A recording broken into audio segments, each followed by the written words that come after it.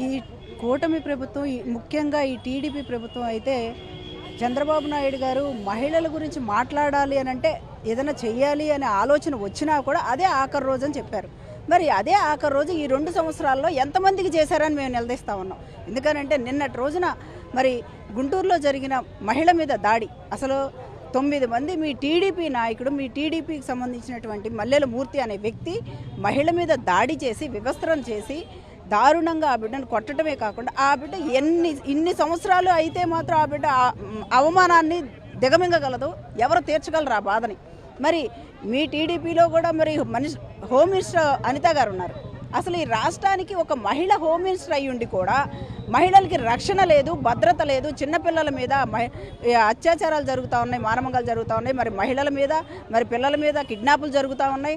ఈ 2 సంవత్సరాల్లో మహిళలకి ఎటువంటి రక్షణ కూడా మీరు కల్పించలేదు. మరి మీరు ఏ రకంగా మీరు మహిళలకి రక్షణ కలిగించామని మీరు చెప్తా ఉన్నారు.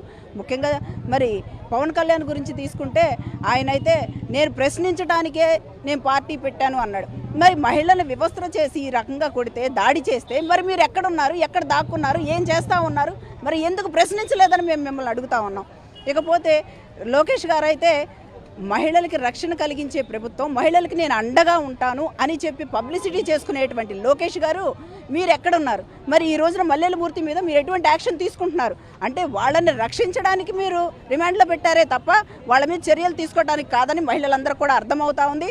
మీరు నిజంగా చర్యలు తీసుకునే వాళ్ళు అయితే వితిన్ సెకండ్స్లో జరిగినప్పుడే వాళ్ళు స్టేషన్కి వచ్చినప్పుడు మీరు యాక్షన్ తీసుకోలేదు. మరి ఎందుకు మీరు యాక్షన్ తీసుకోలేదు? జరిగిన 3 రోజుల తర్వాత ఎమ్మెల్యే గారు చెప్తేనే మేము కేసు తీసుకుంటామని పోలీసు వాళ్ళు చెప్తున్నారనంటే అసలు శాంతి భద్రతలు ఏ రకంగా ఈ హోమ్ మినిస్టర్ గారు కాపాడుతున్నారో, మరి మీరు ఏ రకంగా వాళ్ళకి చెప్తా ఉన్నారో లోకేష్ గారు అర్థమవుతా ఉంది. ప్రజలందరికీ కూడా మహిళలకు ఎటువంటి రక్షణ కలిగించలేని ఈ ప్రభుత్వం దిగజాడు రాజకీయాలకి నాంది పలికిందనేది అర్థమవుతా ఉంది. మహిళలకు ఎక్కడా కూడా రక్షణ లేదు, భద్రత లేదు. అసలు హోమ్ మినిస్టర్ గారు మీరైతే ఆ హోమ్ మినిస్టర్ పదవికి అసలు అనర్హులనే చెప్తున్నాం. మీరు ఆ పదవికి రాజీనామా చేస్తేనే బాగుంటుందని తెలియజేస్తా ఉన్నాం. ఈరోజు వైఎస్ఆర్సీపీ రాష్ట్ర మహిళా విభాగం ఆధ్వర్యంలో రాష్ట్రంలో ఆడవారి పట్ల జరుగుతున్న అరాచకాలను అరికట్టాలని చెప్పి ప్రభుత్వాన్ని డిమాండ్ చేస్తూ ఈరోజు ఇక్కడ అంబేద్కర్ గారి స్టాట్యూ దగ్గర నిరసన కార్యక్రమం తెలపడం జరిగింది. ఈరోజు ఆంధ్రప్రదేశ్లో సిచ్యువేషన్ ఎలా ఉందంటే ప్రతిరోజు ఏదో ఒక మూల అరాచకాలు జరుగుతానని ఆడవారి పట్ల, ముఖ్యంగా మొన్న జరిగినదైతే మరీ దారుణమైన చర్య. 2 సంవత్సరాలుగా ప్రతిరోజు ఎక్కడో చోట వింటూనే ఉన్నాము. కానీ ఈ దుశ్శాసన పర్వం అనే దానికి తెరలేపారండి. కొత్తగా హిజ్రాల్ని తీసుకొచ్చి ఒక చిన్న వీధిలో కుళాయి కోసం వచ్చిన గొడవలో లంచం కోసం ఇంత దారుణాన్ని కొడికడతారని చెప్పి ఇప్పటివరకు ఎవరు అనూహ్యమైన సంఘటన రాష్ట్రంలో జరిగిందండి. ఇప్పటివరకు ఎన్ని జరిగినా మన మహిళా హోంమంత్రి గారు స్పందించలేదు, ప్రెస్ మీట్ పెట్టలేదు. ఇంత దారుణమైన సిచ్యువేషన్ జరిగినా కూడా ఇప్పుడైనా కనీసం ఆవిడ స్పందించి నైతిక బాధ్యత వహించి రాజీనామా చేయాలని డిమాండ్ చేస్తున్నాం. కనీసం ఇప్పటికొచ్చి ఆవిడ ప్రెస్ మీట్ పెట్టి వివరణ ఇవ్వడం కానీ, ఎందుకు జరిగింది, మా కార్యకర్త ఇలా చేశారు, సస్పెండ్ చేశారని చెప్పి ముఖ్యమంత్రి గారు చెప్పారు సరే. కానీ వెంటనే పోలీసులు ఎందుకు అక్కడ గుంటూరు ఎమ్మెల్యే ఆవిడ దగ్గరికి వెళ్ళి మర్నాడు ఉదయమే వెళ్ళి ఆ బాధితులు గోడు వినిపించుకోవడం జరిగింది. అయినా కూడా ఒకరోజు హోల్డ్ చేసి ఈ కేసుని ఎందుకు సర్దుమణగాలని చెప్పి చూసేనట్టుగానే తెలుస్తుంది. 3వ రోజుకి అరెస్ట్ చేశారని తెలిసింది. ఇలాంటి దాడులు వెంటనే మహిళల పట్ల జరిగే దాడులు ఆపాలి. మహిళలకి రక్షణ లేని ప్రభుత్వం ఉన్నా ఒకటే, ఊడినా ఒకటే. ఈ దుశ్శాసన పర్వాన్ని అరికట్టాలి. రాబోయే రోజుల్లో అప్పుడు ఆ రోజు మహాభారతంలో కురుక్షేత్రంలో ఎలా తుడిచిపెట్టుకుపోయిందో ఈ కూటమి ప్రభుత్వం కూడా రాబోయే రోజుల్లో జగన్నాథరాధ చక్రాలు వస్తాయి. మీ కూటమి ప్రభుత్వాన్ని తుడిచిపెట్టిపోయే రోజు త్వరలోనే ఉంది.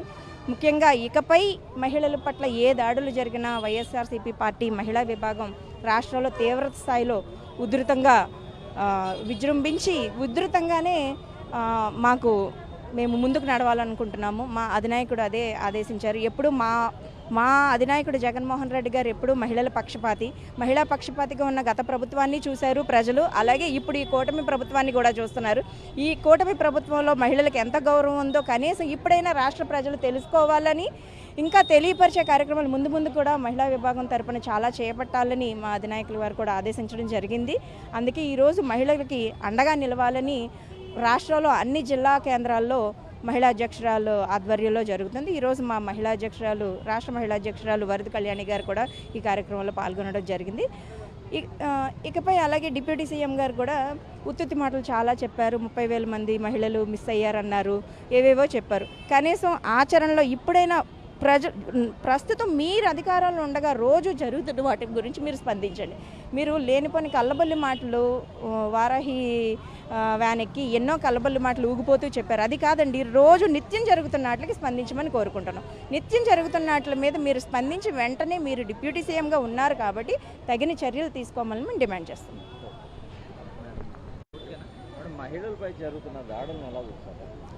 రాష్ట్రంలోని మహిళా భద్రత చాలా దారుణంగా ఉందండి. ఎందుకంటే వైఎస్ జగన్మోహన్ రెడ్డి గారు సీఎంగా ఉన్నప్పుడు ఎక్కడో పక్క రాష్ట్రం తెలంగాణలో జరిగిన ఒక ఇన్సిడెంట్ని భయపడి మన పిల్లలకు కూడా ఆ విధంగా జరగకూడదని దిశ యాప్ తీసుకొస్తే కొన్ని లక్షల మంది ఆ యాప్ని డౌన్లోడ్ చేసుకొని ఆ యాప్ ద్వారా మహిళలు రక్షణ పొందారు. కానీ అదే దిశ యాప్కి శక్తి యాప్ అని చెప్పి పేరు మార్చి ఇంతవరకు ఎంతమంది ఆ యాప్ని యూటిలైజ్ చేసుకున్నారో హోంమంత్రి గారు చెప్పాలి. పైగా మన హోమ్ డిపార్ట్మెంటు ర్యాంకు 26వ ర్యాంకుకు పడిపోయింది అంటే రాష్ట్రంలోని మహిళల భద్రత ఏ విధంగా ఉంది? నగర నడిబొడ్డులోని అంత అమానవీయ సంఘటన జరిగితే ఈ హోంమంత్రి గారు ఎందుకు స్పందించలేదు? నగర నడిబొడ్డులోని ఒక మహిళని వివస్త్రను చేసి హిజ్రాలతోటి కొట్టించడం అంటే సభ్య సమాజం సిగ్గుపడే లాంటి ఇన్సిడెంట్ అండి. అలాంటి ఇన్సిడెంట్ జరిగిన తర్వాత కూడా ఇంకా వైఎస్ఆర్సీపీ మహిళల్ని అడ్డం పెట్టుకొని రాజకీయం చేస్తుంది అని అనడానికి ఆవిడకి అసలు మనసు ఎలా ఒప్పిందో అర్థం కావడం లేదు. ఎన్సీఆర్బీ రికార్డ్స్ తీసుకున్న ఈ 2 సంవత్సరాల్లోని హోమ్ మినిస్టర్ గారు ఒక్కసారి చూడండి, మహిళల మీద ఏ విధమైన ఇన్సిడెంట్లు జరిగినాయి చూడండి. మహిళలు కానీ మా బాలికల మీద కానీ అత్యాచారాలు హత్యలు ఎన్ని జరిగినాయో చూడండి. వీటన్నిటినీ తీసుకొని కనీసం నైతిక బాధ్యత వహిస్తూ ఆవిడ రిజైన్ చేయాలి. ఒక మహిళా హోంమంత్రిగా ఉండి రాష్ట్రంలోని ఇన్ని దారుణమైన సంఘటనలు జరుగుతున్నాయంటే సిగ్గుచేటండి. మహిళా హోమ్ మినిస్టర్ ఉంది అంటే మహిళలకి ఎంతో రక్షణగా భరోసాగా ఉంటారు అని అనుకున్నారు. కానీ రక్షణ భరోసా లేకపోగా మహిళలు దినదినగండం 100 ఏళ్ల ఆయుష్ అన్నట్టు బ్రతకాల్సిన దుస్థితికి రాష్ట్రాన్ని తీసుకొచ్చారు. దీనికి సీఎం కానీ డిప్యూటీ సీఎం కానీ లోకేష్ గారు కానీ ఎవ్వరూ స్పందించకపోవడం, ఓన్లీ ఒక సస్పెన్షన్ చేసేస్తే అయిపోయిందండి. ఆ అమ్మాయికి నలుగురు మధ్య జరిగిన అవమానానికి వీళ్ళు సస్పెన్షన్ తోటి తీర్చేస్తారా?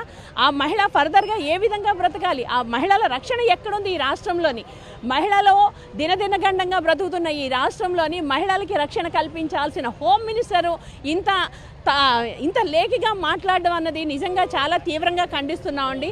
మా బాధ్యతగా వైఎస్ఆర్సీపీ తరఫున మేము హోమ్ మినిస్టర్ తక్షణమే రిజైన్ చేయాలి. హోమ్ మినిస్టర్ నైతిక బాధ్యత వహిస్తూ రిజైన్ చేయాలని చెప్పేసి మేము డిమాండ్ చేస్తున్నాం.